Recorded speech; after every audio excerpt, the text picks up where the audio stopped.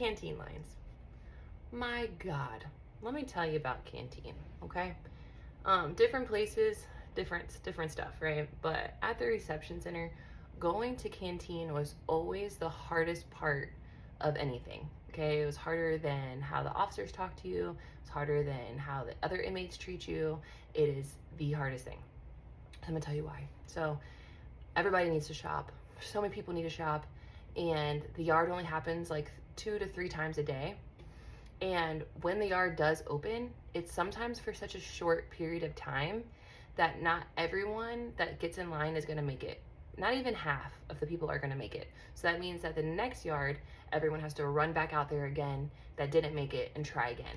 And this goes on. It can go on for days. And you could be out of shampoo, conditioner, you could be out of soap, you could be out of coffee, which is a very serious thing to be out of, okay? And it's just terrible.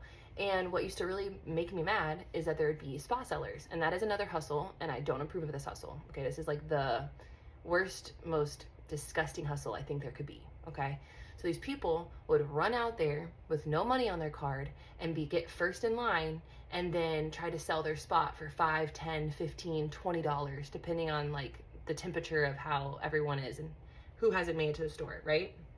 So these people would just feed into the fuckery, okay, and they would go and they would buy the canteen spot, and it would just go on and on like this always. And sometimes you would look out in the canteen line and the first 5 people are all spot sellers. Well, if those people got out of line because they don't have any money on their card, the other 10 people that are behind them will make it. So did I start a revolution a couple times? Yeah.